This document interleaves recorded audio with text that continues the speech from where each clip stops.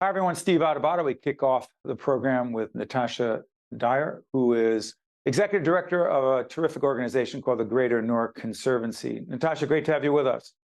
Thank you for having me. It's a pleasure to be here.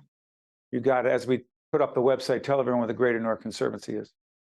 Sure. So Greater Newark Conservancy is an amazing organization here in the city of Newark, and we work at the intersections of environmental justice, food justice, and racial justice to improve the health and well-being of Newark residents and beyond.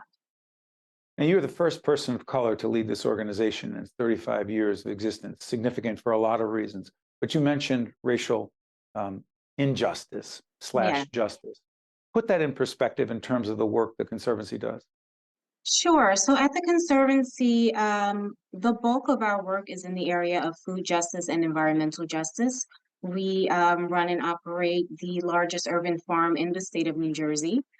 We also have an urban environmental learning center, an outdoor environmental learning center with 10 learning gardens, and we do a lot of nutrition and health work in schools and in community. Now, the impact of racial justice on communities of colors, and in particular when it comes to food access, has been extensive, right? So these are things impacted by redlining, disinvestment, and urban, I would say, environmental injustice, where you have lots of companies doing illegal dumping or contamination in less affluent cities. So a place like the city of Newark, we've been affected by decades of environmental injustice where we still feel the impacts of contamination in our soil, our air, and our water. By the way, the term redlining, some people may hear it and not know exactly what it means. There's a history of redlining, which is not written into the law, but it's written into practice, which is to have folks who are involved in, let's say, real estate Hmm. in urban communities or a whole range of communities, making sure that only certain people are able to purchase in those communities, and that would often exclude people of color. Natasha, let Right. me ask you this. The issue of food, Hmm. connect food to racial justice, more specifically with a concrete example, please. Sure. So, for example, the city of Newark, much of it has been designated a food desert, right? For much of the reasons that we've just discussed, particularly redlining, where it limits access to land for people of color. Coupled with that, you have things like urban blight, where affluent people may flee or move away from the area due to redlining. And so that in turn exacerbates access or reduces access where larger companies are reluctant to move into certain communities where we end up having food deserts like we do in Newark. So in the Clinton Hill section of Newark, where our Hawthorne Avenue farm is located, that has been designated a food desert because we have over 2,000 residents who live more than 1 mile away to access for healthy food and fresh vegetables. So our organization mitigates the gap to access by providing residents with the ability to harvest their own produce. We have 269 raised beds at our farm that community members can purchase for as low as $15 for the entire year. And then they're able to harvest their own produce for their families and neighbors. That goes a long way to promoting food access and food sovereignty for Natasha, communities. I'm sorry for interrupting. Let me try this. So for so many of us Mhm. for whom fruit and vegetable is very accessible, right? Yes. I happen to live in Montclair, born and raised in Newark, but live in Montclair. And for the vast majority of people watching right now, fruit and vegetable is very accessible, right? Inflation is what it is, but very accessible. Not the case in Newark.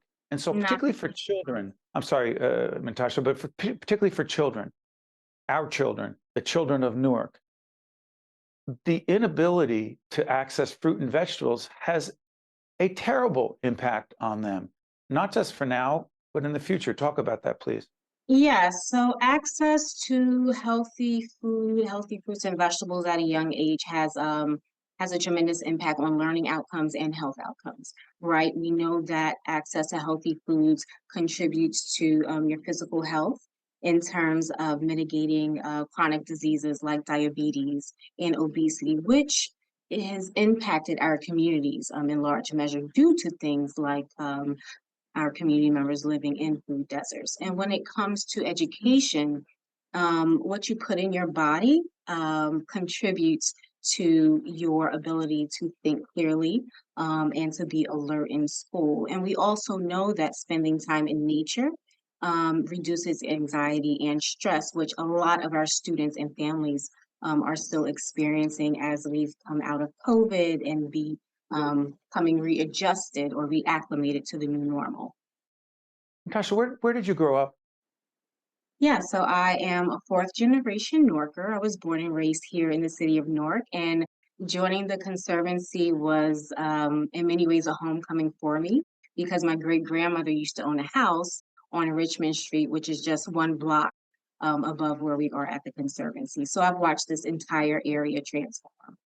Richmond Street, is that in the South Ward of Newark? Richmond Street is in the central ward of Newark, where our main campus is, and that is the location of our outdoor urban environmental learning center. And your passion for this work comes from where? It comes from growing up in the south ward of Newark. My grandparents always maintained a vegetable garden, so we grew up gardening with them. Their relatives were from the south, so they grew up on farms, and it was a way of life for them. And so it became a way of life for me. So it's so interesting that, as I said, so many of us take for granted the access to fruit and vegetables and healthy food. But one more quick question before I let you go. Environmental justice. Yes. Newark has a disproportionate number of toxic waste sites, and what is under the ground often impacts the ability or inability to grow Right. what needs to be grown. And also, it's just a basic health hazard. How the heck do you and your colleagues at the Conservancy deal with the plethora of sites, most of which we don't really understand because it's underground? I know it's a complicated question, but I think about that a lot. Yeah. Well, it's slow and steady, I would say. So, as I mentioned before, we have 269 raised beds at our Hawthorne Avenue farm.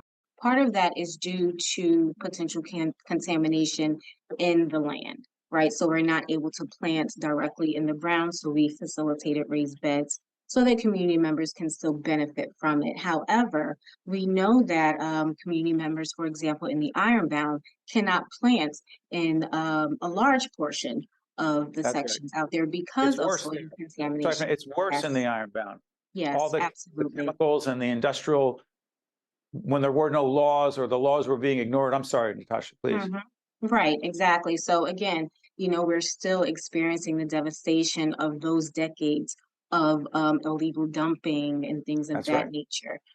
So places like Down Bottom Farms, which is in the Ironbound, places like the Greater Newark Conservancy, we do tremendous service to the community by harvesting fruits and vegetables to make it accessible to community members, not only just in terms of proximity, but in terms of pricing. As you mentioned, with inflation and everything else that's going on, it's important that community members are able to afford to be healthy. Natasha Dyer is the executive director of the Greater Newark Conservancy. This will not be the last time you join us, and we appreciate you joining us now. Thank you, Natasha. Thank you so much. You got it. Stay with us. We'll be right back. State of Affairs with Steve Adubato is a production of the Caucus Educational Corporation. Funding has been provided by the Healthcare Foundation of New Jersey, New Jersey's Clean Energy Program, PSC&G, Community Food Bank of New Jersey, Operating Engineers, Local 825, IBEW Local 102, NJM Insurance Group, Eastern Atlantic States Regional Council of Carpenters, and by the New Jersey Economic Development Authority. Promotional support provided by the New Jersey Business and Industry Association and by New Jersey Monthly. NJM Insurance Group has been serving New Jersey businesses for over a century. As part of the Garden State, we help companies keep their vehicles on the road, employees on the job, and projects on track. Working to protect employees from illness and injury, to keep goods and services moving across the state. We're proud to be part of New Jersey. NJM, we've got New Jersey covered.